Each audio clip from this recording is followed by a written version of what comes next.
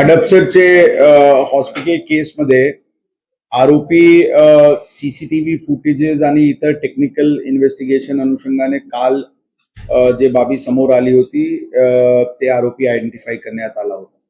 आरोपीचे काल जे घर आहे आणि त्याचे दुकान आहे तिथे झडती घेण्यात आली होती आणि ते झडतीमध्ये जे डिजिटल क्लॉक होता त्याचे केस जे होता ते त्यांच्या घरात सापडला होता, म्हणून आरोपी कन्फर्म्ड आहे अशी खात्री झाली होती.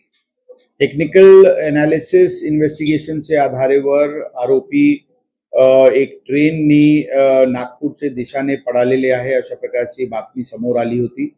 अकोला पोलीस यांच्याशी संपर्क करून त्यांना मूर्तिजापूर परिसरात इंटरसेप्ट करण्याची प्रयत्न करण्यात आली, परंतु तसं न होता शेवटी त्यांना नागपूरचे रेल्वे स्टेशनला त्यांना एटीएसची पथकनी त्यांना ताब्यात घेतलेले आहे.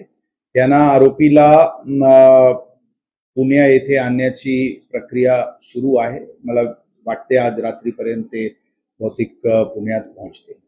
तपास आता यामध्ये कोणताही प्रकारचे टेरर अँगल या पूर्ण घटनेमध्ये नाही आहे.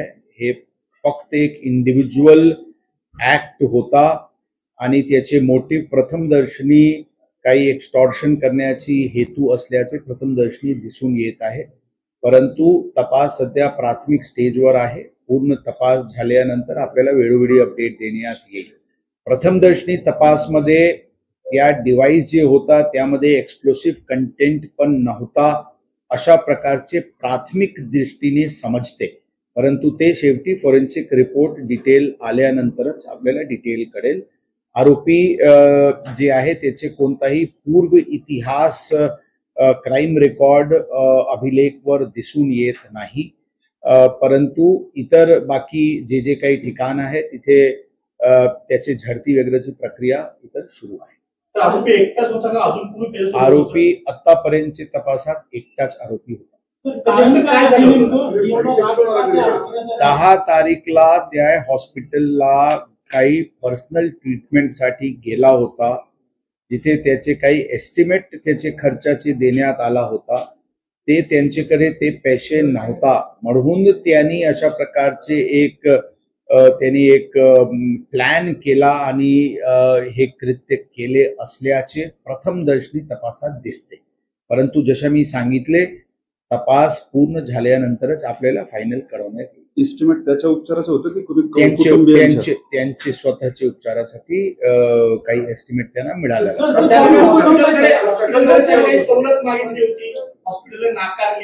अशा कोणत्याही बाबी समोर आले. त्यांनी त्यामध्ये एक तरी कोणत्याही प्रकारचे एक्सप्लोसिव्ह कंटेंट त्या जे त्यांनी एक ते डिव्हाइस जे बनवला होता त्यामध्ये नव्हता, परंतु त्यांनी ऑनलाईन हे डिजिटल वॉच इत्यादी ते ऑनलाईन पद्धतीने त्यांनी मागून घेतला होता आणि ही सगळे युट्यूबवरचे व्हिडिओज इत्यादी पाहून अशा प्रकारचे त्यांनी एक बॉम्ब सदृश एक वस्तू तयार करण्याची त्यांनी प्रयत्न केलेले आहे. जिलेटिन वगैरे काही नव्हतं का? आरोपी मूलतः सोलापूरचे आहे, परंतु ते पुण्यात मांजरी भागात राहतात. त्याचे घर तिथे आहे, त्याचे एक शॉप आहे आणि काही त्याचे त्या परिसराचे राहणारे त्याचे मित्रमंडळी पण मांजरी भागात राहतात. त्याचे दुकानमध्ये पण येणे जाणे त्यांचे वास्तव्य होतात. जिलेटिन वगैरे काही नव्हतं का बॉम्बच्या याच्यामध्ये? डिटोनेटर कोणत्याही प्रकारचे एक्सप्लोसिव्ह कंटेंट त्याचे पूर्ण डिव्हाइस मध्ये नव्हता अशा प्रकारचे प्रथमदर्शनी दिसून येत आहे. परंतु शेवटी जे डिफ्यूज करण्यात आला त्याचे आम्ही जे कंटेंट लावून डिफ्यूज केला आणि त्या आजूबाजूचे पूर्ण परिसराचे सॉइल कंटेंट आम्ही ताब्यात घेतलेले आहे.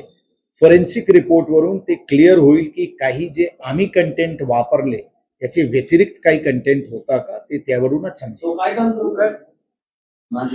त्यांचे शॉप होता, क्लोथ्स आणि शूजचे छोटासा शॉप होता.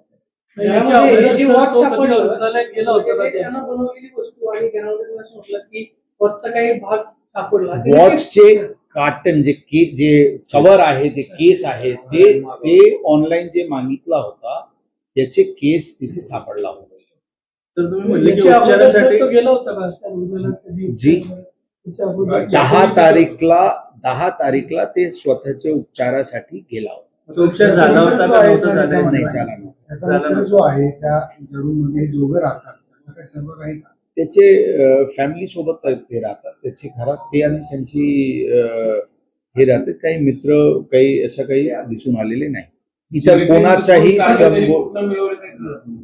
जी पाईप्स वगैरे ते आजूबाजूचे शॉपला खरेदी केलेले आहे आणि वेगवेगळी गोष्ट त्यांनी वेगवेगळ्या ठिकाणातून खरेदी केलेली आहे. कुठे सेलो कुठे टू वे टेप खरेदी केला, कुठून पाईप खरेदी केला. अशा प्रकारचे सीसीटीव्ही फुटेजेस पाहिल्यानंतर जी गोष्टी समोर आली त्यावरूनच काल 12 ते 1 वाजताचे सुमारास आम्हाला आरोपी आमचे कन्फर्म झाला होता, निष्पन्न झाला होता. या प्रकरणात जसे मी सांगितले होते सर्व दिशेने तपास सुरू होता. जे सीसीटीव्ही फुटेजेस वरून हॉस्पिटलमध्ये जे त्या काळात येणारे लोक आहे असे 15 ते 17 लोकांचे तपास काल दुपारपर्यंत करण्यात आला होता. जोपर्यंत हे आरोपी शेवटी फायनल झाला नाही तोपर्यंत वेगवेगळ्या दिशेने तपास सुरू होता. हे फायनल झाल्यानंतर त्याचे मागे टीम होती. थोडानी ते रेल्वे स्टेशननी अराउंड 5:45 वाजता आमची एक मोठी ऑपरेशन तिथे आम्ही राबवली होती, परंतु ते ट्रेननी निघून गेला होता आणि शेवटी ट्रॅक करत आम्ही त्यांना शेवटी नागपूरला ATS टीमची मदतीने पकडण्यात आलं. नीटच्या विषयाबद्दल